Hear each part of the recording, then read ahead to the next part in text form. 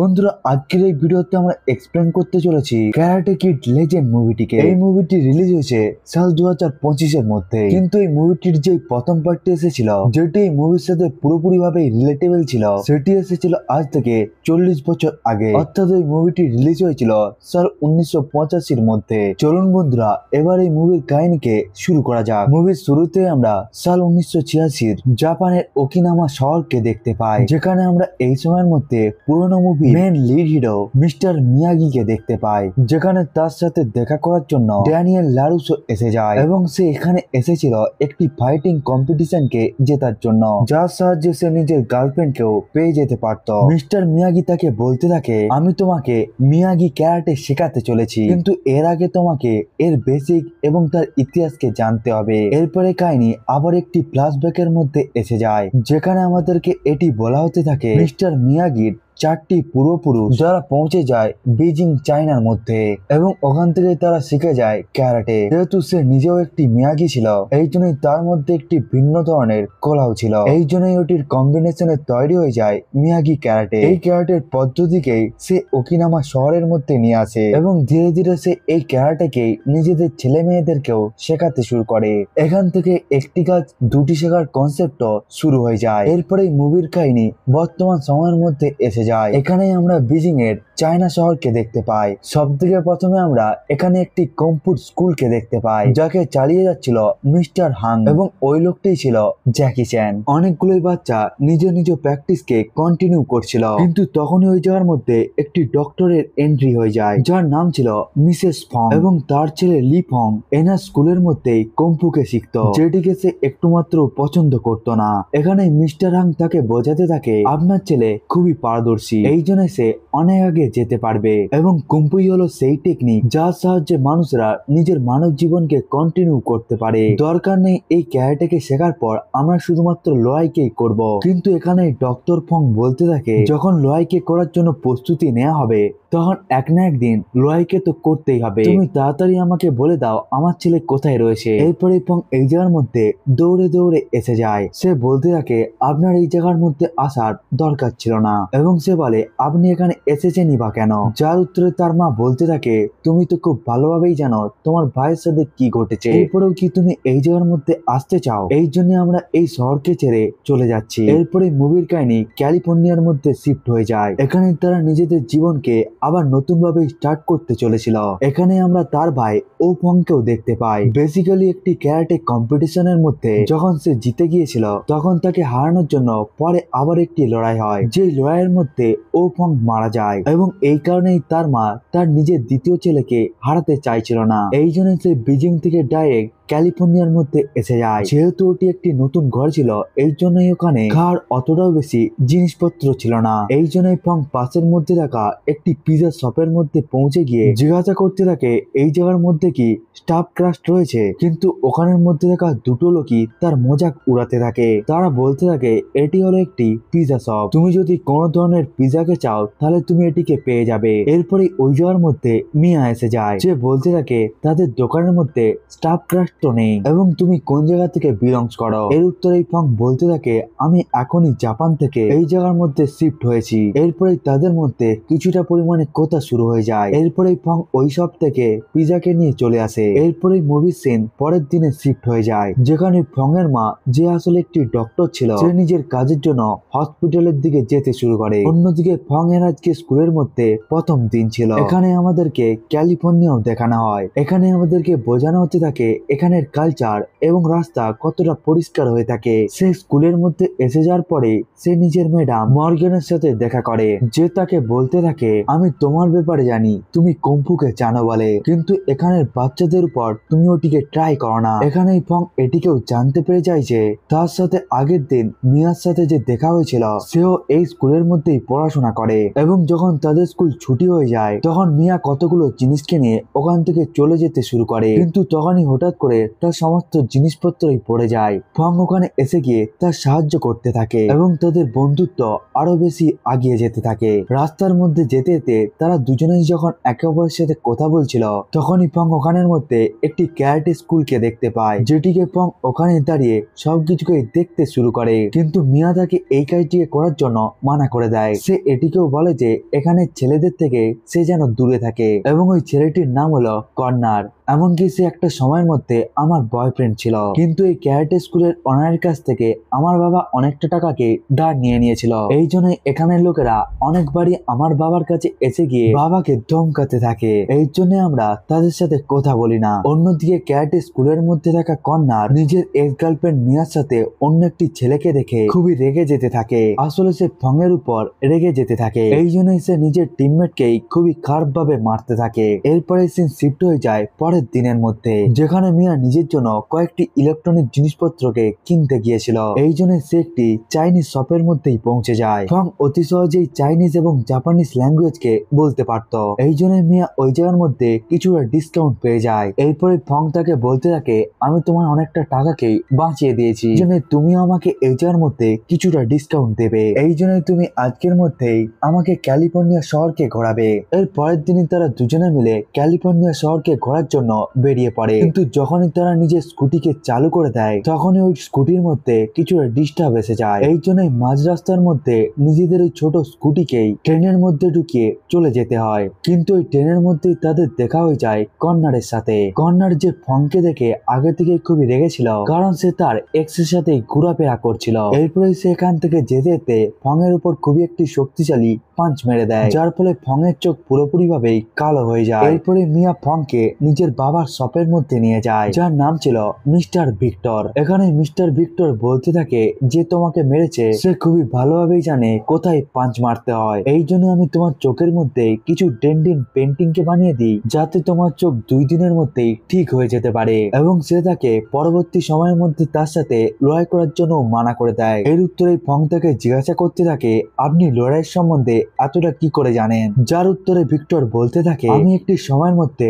একজন বক্সার ছিলাম, কিন্তু এরপরে আমার ঘরের মধ্যে মিয়ার জন্ম হয়ে যায়, যার ফলে আমি পুরোপুরি ভাবেই লড়াইকে ছেড়ে দিই। এর পরের দিন ফং যখন ঘুমাচ্ছিল, তখন তার মা কালো হয়ে যাওয়া চোখকে দেখে নেয়, যেখানে সে আরো বেশি রেগে যায়। এখানেই ফং এর মা লাইব্রেরির মধ্যে থাকা একটি ছেলে অ্যালেনের সাথে তার বন্ধুত্ব করিয়ে দেয়, কারণ সে পড়াশোনার মধ্যে খুবই পারদর্শী ছিল এবং এখন ফংকে তার স্কুলের এন্ট্রান্স কেও পাস করতে হতো। এই জন্য সে পড়াশোনা করতেও শুরু করে দেয়, কিন্তু এখনো তার মন ক্যারাটের মধ্যেই ছিল। সে ঘরের মধ্যে পৌঁছে গিয়ে নিজের পুরনো ফটোগুলোকে দেখতে শুরু করে, যেখানে তার ভাই তাকে একটি ড্রাগন কিক শিখিয়েছিল। ওই ড্রাগন কিককে অতি সহজেই ও ফং ব্যবহার করতে পারত, কিন্তু ফং ওই কিককে অতটা ভালোভাবে প্র্যাকটিস করতে পারছিল না। এরপরে সিন শিফট হয়ে যায় পরের দিনের মধ্যে, যেখানে ফং এর চোখ অনেকটাই ঠিক হয়ে যায়। কিন্তু যখনই সে স্কুলের মধ্যে এসে যায়, তখনই তার সাথে কর্নারের ধাক্কা হয়ে যায় এবং সে বলতে থাকে, তোর সাহস কেমন ভাবে এলো যে তুই এখন মিয়ার সাথে ঘুরছিস, এবং আজকের পর থেকে যদি আমি তোকে মিয়ার সাথে দেখি তাহলে আমি তোর অবস্থাকে খুবই খারাপ করে দেব। এখানে ফং পুরোপুরি ভাবেই রেগে যায়। এই জন্য এখানে তাদের দুজনের মধ্যেই লড়াই শুরু হয়ে যায়। এখানের মধ্যে থাকা প্রত্যেকটি স্টুডেন্টই এই লড়াইকে দেখার জন্য এসে যায় এবং ফং এই যাওয়ার মধ্যে নিজের ভাইয়ের শেখানো ওই ড্রাগন কিককে মনে করে এবং সে ওটিকে কর্নারের বিরুদ্ধে ব্যবহার করে। কিন্তু চালাকির সাথে কর্নার তাকে একটি টাইগার কিকের সাথে ওই ফাইটের মধ্যেই হারিয়ে দেয়, যার ফলে ওখানে টিচার এসে গিয়ে তাদের দুজনকেই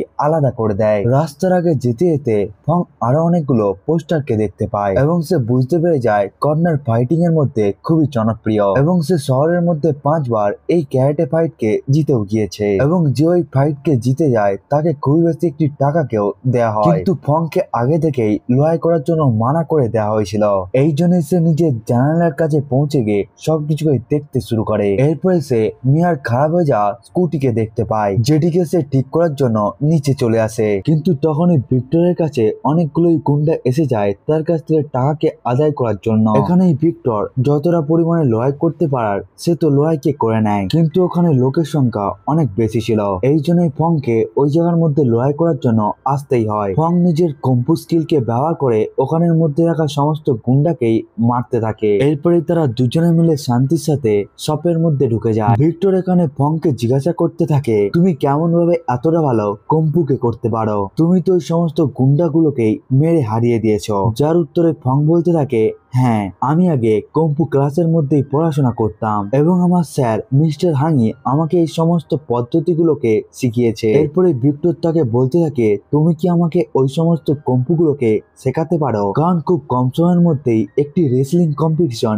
হতে চলেছে, যে ওই কম্পিটিশন জিতবে তাকে $5,00,000 দেয়া হবে। এটি আসলে অতটা পরিমাণ টাকা হবে যার সাহায্যে আমি সমস্ত ঋণকেই শোধ করতে পেরে যাব এবং এর সাথে আমি ওই সবকে মেরামত করে এই সবটিকে আরো ভালোভাবে চালাতে পারবো। তুমি যদি আমাকে তোমার সমস্ত ধরনের কম্পুকে শিখিয়ে দাও তাহলে আমি অবশ্যই ওই ফাইটিং কম্পিটিশনকে জিততে পারবো। যার উত্তরে ফং ওটিকে না বলে দেয়, কারণ তার মা কারোর সাথে লড়াই করার জন্য তাকে মানা করে দিয়েছিল। এর পরের দিনই মিস্টার হাঙের ফং এর কাছে কল এসে যায়, যেখানে সে নিজের মাস্টারকে জিজ্ঞাসা করতে থাকে, আমি তো এখন লড়াই করতে চাই না, কিন্তু একটি লোকের দরকার রয়েছে কম্পুর। এর উত্তরে মিস্টার হাং বলতে থাকে, কম্পুকে বানানো হয়েছে মানুষের জীবনকে সহজ সরল করার জন্য।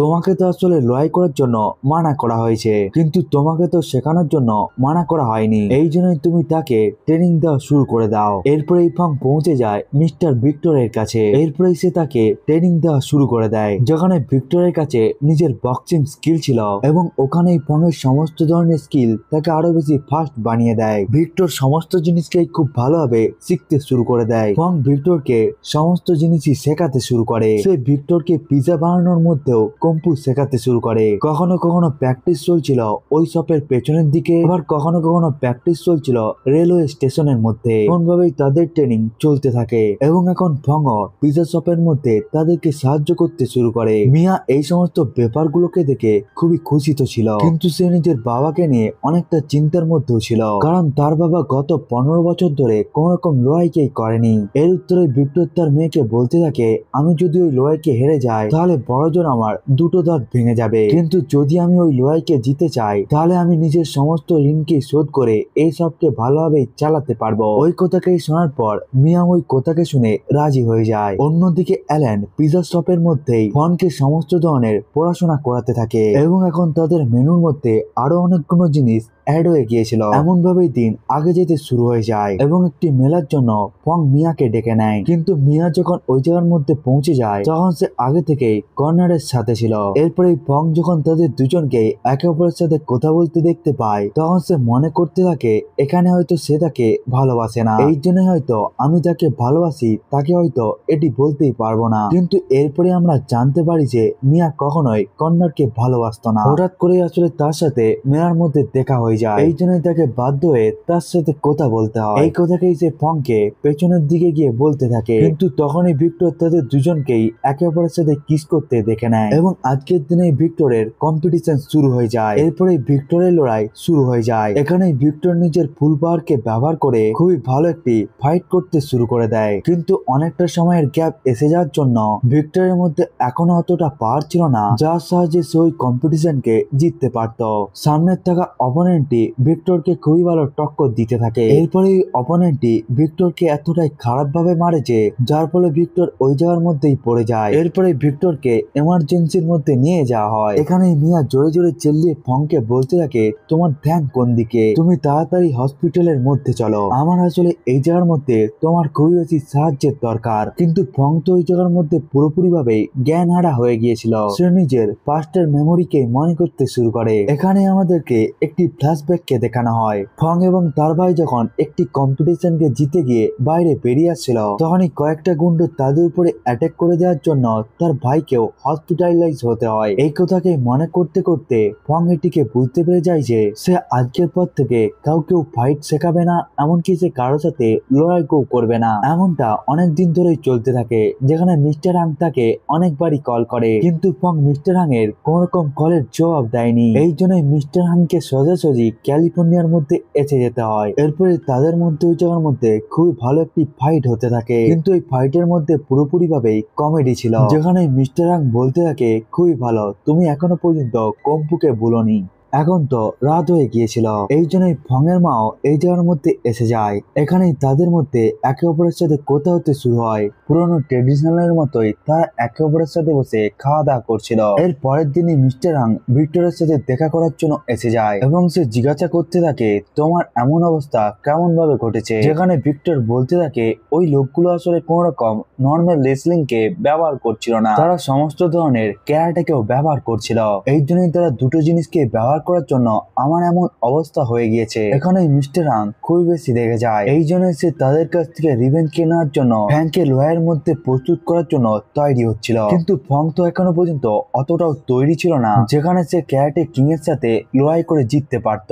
এই জন্যই তাকে এখন নিজের স্ট্র্যাটেজিকেও পরিবর্তন করতে হতো। এরপরে মিস্টার হাং পৌঁছে যায় লস এঞ্জেলের মধ্যে থাকা একটি পুরনো বন্ধুর সাথে দেখা করার জন্য। এখন সে এই জায়গার মধ্যে এসে গিয়েছিল নিজের বন্ধু মিয়াগির সাথে দেখা করার জন্য, কিন্তু মিস্টার মিয়াগি 1 বছর আগেই মারা গিয়েছে। এখন তো ওই জায়গার মধ্যে শুধুমাত্র ড্যানিয়েলই ছিল। ড্যানিয়েল তার এই জায়গার মধ্যে ওয়েলকাম করে এবং সে মিস্টার হাংকে জিজ্ঞাসা করে আপনি এই জায়গার মধ্যে কেন এসেছেন। এর উত্তরে মিস্টার হাং বলতে থাকে যেমন ভাবে আজ থেকে 40 বছর আগে তোমার ওই লয়কে জেতার জন্য একটি ক্যারাটের দরকার হয়েছিল, তেমন ভাবে আমার একটি স্টুডেন্টের দরকার একটি কম্পিটিশনকে জেতার জন্য। এখানে শুধুমাত্র কুম্ফুই কাজে লাগবে না, তার এখানে আসলে দরকার হবে মিয়াগি ক্যারাটের, যেটিকে তোমার থেকে ভালো আর কেউই জানে না, কারণ ওই পদ্ধতিকে তোমাকে মিস্টার মিয়াগি শিখিয়েছিল। কিন্তু লারুসো তাকে এই কাজটিকে করবে না বলে দেয়। সে বলতে থাকে অনেক বছরই পেরিয়ে গিয়েছে এবং আমি সমস্ত ধরনের ফাইটকেই ছেড়ে দিয়েছি এবং ফাইটিং স্কিলকে শুধুমাত্র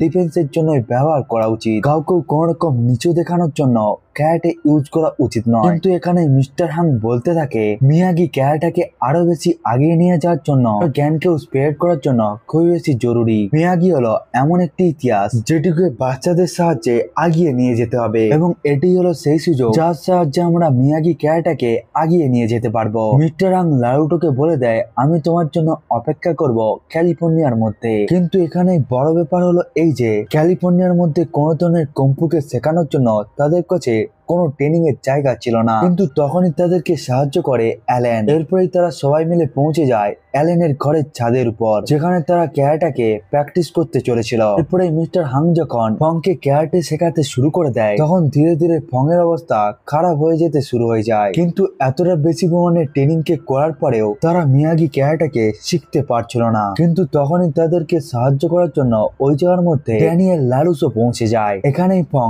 মিস্টার হাং এর কাছ থেকে পুরোনো পদ্ধতিতে চলতে থাকা কুম্ফুকে ধীরে ধীরে শিখছিল। অন্যদিকে সে মাস্টার লারুটোর কাছ থেকে মিয়াগি ক্যারাটাকেও শিখতে শুরু করে দেয় এবং এই দুটো কুম্ফুই একসাথে এসে গিয়ে নতুন একটি প্যাটার্ন শুরু হয়ে যায়। অর্থাৎ ফং এই জায়গার মধ্যে 3 ধরনের কুম্ফু ক্যারাটাকে শিখছিল। প্রথমত হলো মেন কুম্ফু এবং দ্বিতীয়ত হলো মেন ক্যারাটে এবং তৃতীয়ত হলো মিয়াগি ক্যারাটে। এই 3টি স্কিল এসে যায় ফং এর মধ্যে। এর সাথে সাথে সে ভিক্টরের কিছু বক্সিং স্কিলকেও শিখে নেয়। এরপরে ফং ধীরে ধীরে এই কম্পুর জন্য নিজেকে পুরোপুরি ভাবেই তৈরি করে নেয়। এরপরে এই কম্পিটিশনের দিন এসে যায়। ওই ক্যারাটে কম্পিটিশনের মধ্যে মাস্টার লারুসো তার মাথার মধ্যে এমন একটি প্রতীকের জিনিসকে বেঁধে দেয় যেটিকে আজ থেকে 40 বছর আগে মিস্টার মিয়াগি লারুসোকে দিয়েছিল তার ফাইটিং এর আগে। এটি আসলে ওই চিহ্নটি ছিল যেখানে ওই কনসেপ্টটি জুড়ে ছিল একটি গাছের দুটো শাখা। এরপরে এই ফাইনাল কম্পিটিশন শুরু হয়ে যায় যেখানে ফং এবং কর্নার একে অপরের অপোনেন্টের সাথে লড়াই করতে করতে ফাইনালের মধ্যে পৌঁছে যায়। এখানে ফং এবং কর্নারের মধ্যে ফাইনাল ব্যাটেল হওয়ার জন্য ক্যালিফোর্নিয়ার সব থেকে বড় বিল্ডিং কে বেছে নেওয়া হয়। এখানে সমস্ত লোকই এসে গিয়েছিল তাদের দুজনকেই চিয়ার আপ করার জন্য, কিন্তু এখানে কর্নারের সাথে তার ট্রেনারও এসে যায়। এখানে খুবই ভালো ধরনের ফাইটিং হতে শুরু হয়ে যায়, কিন্তু প্রথমের দিকে এই লড়াইয়ের মধ্যে কর্নার জিততে থাকে, কিন্তু ধীরে ধীরে ফং ওই লড়াইয়ের মধ্যে কামব্যাক করতে শুরু করে দেয় এবং এখনই তারা লড়াই করতে করতে তাদের দুজনের কাছে 7 পয়েন্ট এসে যায়। কিন্তু তাদের দুজনকে জেতার জন্য 8 পয়েন্টের দরকার হচ্ছিল, অর্থাৎ যে এখন লাস্ট পয়েন্টকে পেয়ে যেত সেই এই লড়াইকে জিততে পেরে যেত। এরপরে ফং নিজের ভাইয়ের ওই ড্রাগন কিককে মনে করতে থাকে, কিন্তু সে নিজের ওই ড্রাগন কিককে অনেকটা ইভলভ করে নেয়, অর্থাৎ সে ওর মধ্যে টাইগার কিককেও অ্যাড করে দিয়েছিল। এখানেই ফং নিজের ড্রাগন কিকের সাথে সাথে নিজের টাইগার কিককেও ব্যবহার করে সে কর্নারকে এই ব্যাটেলের মধ্যেই হারিয়ে দেয়, এবং এমন ভাবেই ফং এই কম্পিটিশনকেও জিতে যায়। ফংকে জিতে দেখে সবাই খুবই খুশি হয়ে যায়, এবং এখন মিয়াও তাকে কিস করে দেয়। এই মুভির শেষে আমরা দেখতে পাই তাদের সবার জীবন সেট হয়ে গিয়েছে। ভিক্টর আসলে নিজের জিতে যাওয়া টাকাকে ব্যবহার করে নিজের ওই পিজা শপকে আরো বেশি বড় বানিয়ে নেয়, এমনকি ওখানে সিগনেচার ডিশও পরিবর্তন হয়ে গেছিল স্টাফ ক্রাফটের নামে। এর সাথে মিস্টার হাংয়ের তরফ থেকে লস অ্যাঞ্জেলেসের মধ্যে লারুটোর জন্য একটি পিজাকে পাঠানো হয়। এখানে আমরা লারুসোর সাথে 1985 সালে আসা ওই মুভির মেন ভিলেন অর্থাৎ আমরা জ্যারিকোকেও দেখতে পাই। অর্থাৎ আজ থেকে 40 বছর আগে তাদের একেবারের সাথে যে লয়ালটি হয়েছিল তারাই আসলে ওই লারুসো এবং জেরিকো ছিল, যাদেরকে এই মুভির পোস্ট ক্রেডিট সিনের মধ্যেও দেখানো হয়েছিল। এখানে তারা মনে করতে থাকে এই লস অ্যাঞ্জেলেসের মধ্যেই তারা এক প্রকারের পিজা শপকে খুলে দিবে। এর সাথে এই মুভিটি এই জায়গার মধ্যেই শেষ হয়ে যায়। বন্ধুরা, এটাই ছিল ক্যারাটে কিড লেজেন্ড মুভির পুরো কাহিনী। বন্ধুরা, আজকের এই ভিডিওটি এতটা পর্যন্তই। দেখা হচ্ছে অন্য একটি ভিডিওকে নিয়ে, ততক্ষণের জন্য বাই বাই।